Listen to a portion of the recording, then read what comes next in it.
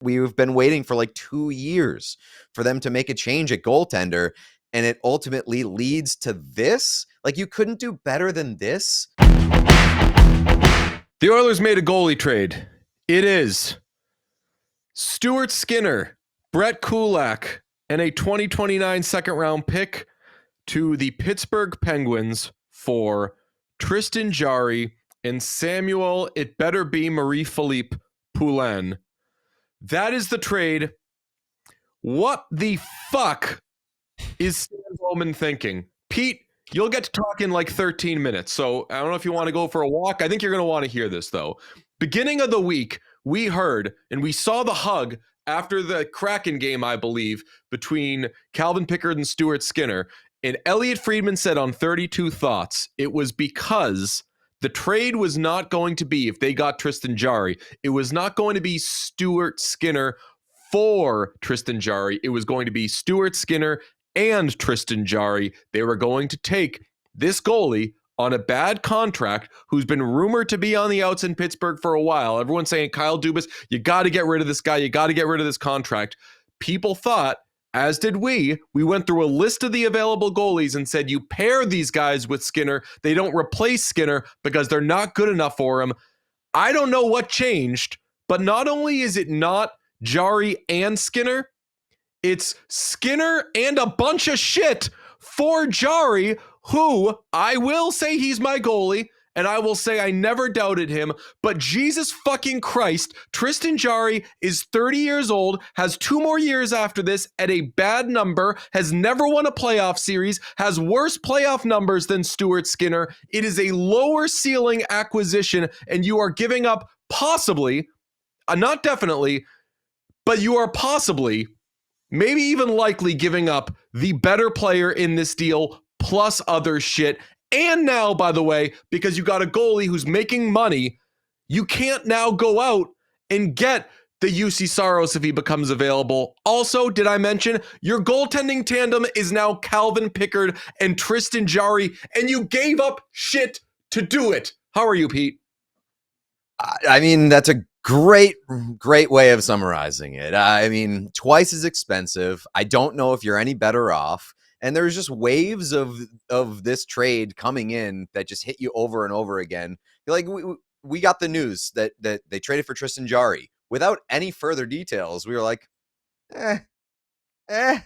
he profiles as somewhat like Stuart Skinner East. He's Dr. Jekyll, Mr. Hyde, like somewhat high ceiling, super low floor, slow enough that you could have had him for free last year when he was sent to the AHL, put through waivers, and you decided, no, thank you.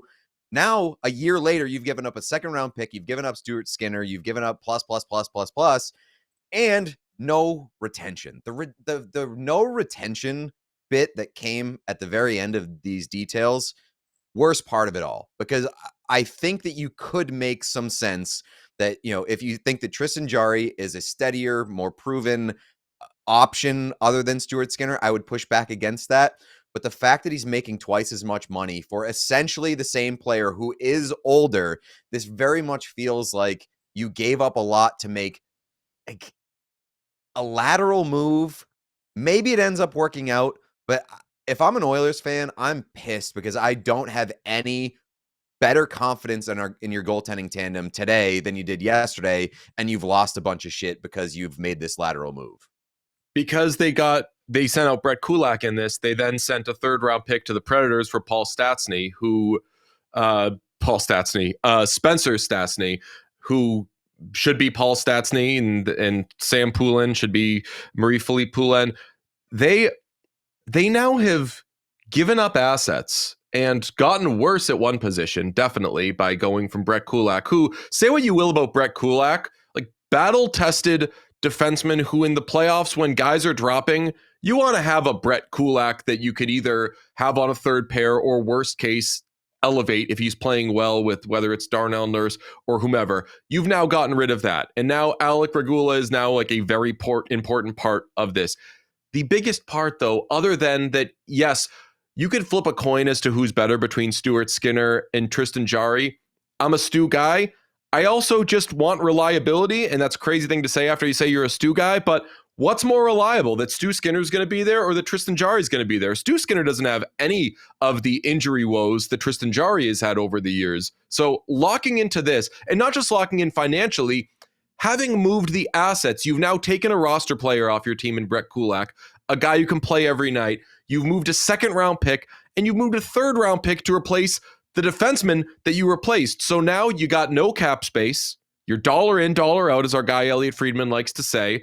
And you've gotten rid of a second and a third round pick that if something else became available, I'm not even saying a goaltender, if say a defenseman who you say, you know what, this guy will be really good on the second pairing, let's move a second and a third round pick for him, can't, you did it to, I'm sorry, like I do think that Jarry Pickard is uglier than Skinner Pickard. I don't know why. Maybe it's because Skinner has been better in the playoffs, and at least you have the thing in your head with Skinner, which is like, you never know. Maybe you get to the playoffs and he goes off like he's done for the last 2 years. I don't have that with Tristan Jarry. He's got an .891 save percentage in the postseason, has never won a playoff series, which Skinner has obviously won playoff series. He's got an .893 save percentage in the playoffs, which obviously is not very good either. But I saw a tweet from Ryan Whitney that was like, I guess maybe the positive of this is maybe you could think that Jarry has a higher ceiling. Do you think that Jarry has a higher ceiling than Stuart Skinner? The thing with Skinner is, like Jarry, his floor is horrible. But the funny thing about Stuart Skinner is when he's on, he will have 2 weeks of the best hockey you've ever seen. Yeah, I guess the ceiling, though, is that when Jarry's going and good, I think that it can hold a little bit longer than it does oftentimes with Stuart Skinner. So maybe that's the big difference here. I just don't know if I'm willing to make this bet given what it costs. And that's coming from me, who for the past couple of years, especially this past summer, I said you cannot bring this tandem in Edmonton and run it back. It has hit the point of no return where you have to change something. And we have hammered it home over and over again. I would much prefer them to remove Calvin Pickard from the equation and bring somebody else in. And like, we haven't even seen Connor Ingram and what he could possibly do. But this is crazy to me, just based off of the tandem kind of profiles as the same. And you've given up a ton. And I'm going to leave some room for Jarry to be better in the sense that he is performing better this season and that maybe a change of scenery works out best for both guys. But it's the price that really kills me. Call up Ingram, price. trade for Michael DiPietro, trade for any of these guys who, I mean, I was watching the Oilers game and they were showing all of the goalies that the Red Wings have in their system. And granted, the Red Wings might need to use those goalies at some point, but there are other options, lower cost options that you could try. How about this, Pete? If we ended up finding out that the Oilers traded Brett Kulak, a second round pick, and a third round pick, and they got Tristan Jarry, and half of it was retained, and they were going Skinner and Jarry, we'd still honestly be making a face at it. We wouldn't say, oh, awesome, but I would say, hey, you know what? It was a lot to give up, but fine, whatever. You're now just making Jarry the guy, because Pickard, like, what's Calvin Pickard doing right now? He's got to be thrilled that he's still in the NHL, but ultimately, he knows they just were going to replace him. And they weren't able to. So now, all right, you're still there and you're riding shotgun with a less reliable player. That's what I keep fucking going back to. Jarry is less reliable just because of the injury situation and the age is less reliable than Skinner. And now you can't make, I'm repeating myself, now you can't make the trades for the big goaltenders. I feel so fucking shitty about this, man. Yeah, I mean, we mentioned it earlier this week. It's if you had Skinner and Jarry, yeah, you probably wouldn't feel great about either one of them being your clear-cut starter. But because they're Dr. and Jekyll and Mr. Hyde, you've got a double the opportunity of riding a hot hand, because one of them is probably going to be hot at some point. And now you're just back to the same position where you're hoping that one of these guys is going to be at his best so that you don't have to turn to Calvin Pickard. And I don't feel super good about that. And I feel extra bad about it given what they had to do to make happen. And the fact that we've been waiting for like 2 years for them to make a change at goaltender. and it ultimately leads to this. Like, you couldn't do better than this. This is not a take a flyer. This is extend yourself and like legitimately put your ass on the line for Tristan Jarry. And what Great job, by the way. Great job by Kyle Dubas. Great job by Kyle Dubas to get out from underneath the Tristan Jarry contract, get a guy who profiles kind of the same as half the price, get a second round pick, and then see where you're going. Because I think at the end of the day, like, yeah, maybe the Penguins get a little bit worse in net because Jarry's playing better than Skinner this year. But like, at the end of the day, does anybody look at the Pittsburgh Penguins and say that this is a true Stanley Cup contender this year? Probably not. So like the vision should be bigger picture. Whereas the Oilers, like, they need to win in the next couple of years. And I really just don't know if this gets them that much closer. It's a real gamble. Another part of it that you just mentioned, you're like, yeah, Jarry's having a better season than Skinner. Skinner's gotten good. Skinner finally started. It seems like the Oilers have like kind of climbed out of a hole in the past week or so, and that's when they decide to make this crazy trade. It's timing is wild. Teams playing well, Skinner's playing well, and they make this move. Another thing that I wanted to add to this conversation, the Oilers, as of a week ago, had 2 bad contracts, and we know what they are. They're Darnell Nurse and they're Trent Frederick. How many bad contracts do they have right now? Closer to 3. They have closer to 3. And say what you want about Skinner. You were saying it the other day. You're like, Skinner for under $3 million is still an awesome deal. Right. Like, so if Skinner's playing bad, at least you can look at it and say, well, we're kind of getting what we're paying for or not paying for. If Jarry's playing bad, you've got a bad goaltender whose contract is a headache. It's not a burden if he's playing solid or above average, but you lose the element of like, well, we're not paying him anything and he kind of sucks. And that's what you had with Skinner. Last question I'll ask, because Stan Bowman did, I believe, have a media availability, and let me find it. Preston Hodgkinson asked if we should expect anything on Calvin Pickard, and Stan Bowman said he'll remain with the team. Do you wonder if after this deal, which does, I believe, leave the Oilers with $934,000 in cap space? I say I believe. I'm reading it off of Puckpedia. Shout out you. If they're doing a Colorado thing, if they're doing a 2024-25 Colorado thing where they're going to try to replace both goalies, I would say if they're trying to do that, I wanted Jarry to be the worst of the 2 goalies that they ended up with. So I don't understand if they are going to try to do 2 things here. Are you getting someone to replace Calvin Pickard who's going to be better than Stu Skinner was in the first place? That's the only way I can look at this and say, you know what, risky, but fuck it. You're trying and you're an NHL GM. Yeah, I mean, I think that if that option existed, they probably would have gone in that direction first. Yes. Yeah, right. So, yeah, I mean, good luck. Good luck. I think what we're learning, and what we didn't need to learn this about Stan Bowman because we kind of already knew it, is that he's not very good at making trades when his back is seemingly up against a wall. And when he's trying to make trades out of desperation, his hit rate on those is pretty poor. And this one has a lot of potential to just fall in line and be added to the list of like, why the fuck did he feel the need to make this trade? And instead of like realistically evaluating what he had in front of him, this just very much seems like a desperation move at a time where they didn't need to make this desperation move. Like, if you made it a month ago or 3 weeks ago, fine. I would have been like, they need to do something. And I know that these trades don't come together overnight, and they didn't win a game last night and say, all right, well, let's go make this crazy trade. But it's the timing of it all, and the fact that it feels like they went so far beyond where they needed to go to try to make this deal happen, it's got my head spinning a little bit. Sean, chime in, babe. I mean, as somebody who's a fan of a team that hasn't had the greatest goalie situation themselves, or the greatest GM situation themselves, This is hilarious to me. I don't understand how it got to this point.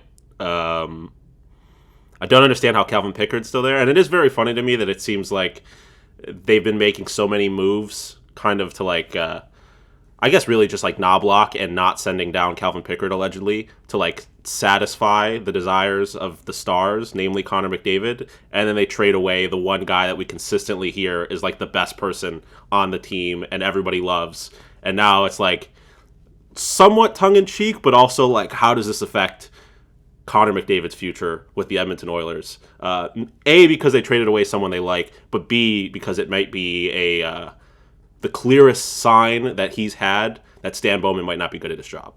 Sean, we saw a report that they were looking around Alex Lyon. Mm-hmm. Is that going to cost Stuart Skinner and a bunch of shit? Like, just do that. Add his name to the Michael DiPietros, to all of the like mid goalies that were out there. And quite frankly, I'd be way more excited about Alex Lyon this season than I am about Tristan Jarry. And part of it too is like, if Skinner sucks for the remainder of this year and you find out that the goaltending tandem doesn't work, he's also like, he's in the final year of his deal. You can pivot from there. If Jarry sucks and doesn't improve things for the remainder of this year, you've got what, 3 more years? 2 more years of Tristan Jarry at full price after this? Then what do you do? You're fucked. Like, it's so much more incurred risk. What happens when he gets hurt next week and is out for 2 months? And Calvin Pickard is now your guy. You know, like the chances of the chances of Calvin Pickard starting game 1 of the playoffs went up considerably with this move. And that's not a good thing. Also, just need to like shout out the whole Stuart Skinner experience in Edmonton. Life isn't like a perfectly painted thing. We all know that, but local guy, they draft him, I think, late 2nd round, early 3rd round, develops into like a really good prospect. They have to throw him to the Wolves because Jack Campbell didn't really end up as expected. He's inconsistent, but he makes an all-star game. He steamrolls the Dallas Stars 2 years in a row. He has 2 weird but still good playoff runs. He outplays Sergei Bobrovsky in the 2024 Stanley Cup Final. They lose Game 7, and now they just, after all of this, the good prospect goalie that they had, they end up stapling 2nd and 3rd round picks to him to trade him for a bad old player. Crazy mismanagement. And I know everyone makes it about like, oh, well, it's Stu, he sucks. Like, this could have gone a lot differently. Definitely. Yeah, and I'm buying Stu stock, if we're being honest. Like, I think that Stuart Skinner can be pretty good in Pittsburgh, and especially in a tandem where he's better set up for success. Like, I think that him and Artur Shilovs can be a pretty solid tandem there for the remainder of this year and potentially beyond. Like, we'll see what happens, but like, I think Pittsburgh has another goaltender coming up, prospect in the wings that may end up taking one of those spots. But I'm not selling on Stu here, and stapling picks and additional stuff to him to dump him seems like a very unceremonious end to what they've been riding out in Edmonton for a couple of years. If Peter DeBoer were still there, I would say, oh my God, Stars, please trade for Stu at the deadline. That would fucking rock. And then there you go. I want Stu to go to a place where Peter DeBoer is the coach, because that guy hates his goaltenders. I think he liked Stu. I think he liked Stu more than he liked Jake Ottinger. All right, if you're watching this on YouTube, please subscribe to us. We do lots of fun hockey stuff. God, I am upset over this, but we should have this out everywhere, and we'll talk to you Monday. If you enjoyed this video, please subscribe to What Chaos here on YouTube. You will get everything, daily episodes, player interviews, and so much more. It's all here on the What Chaos YouTube. Hit subscribe.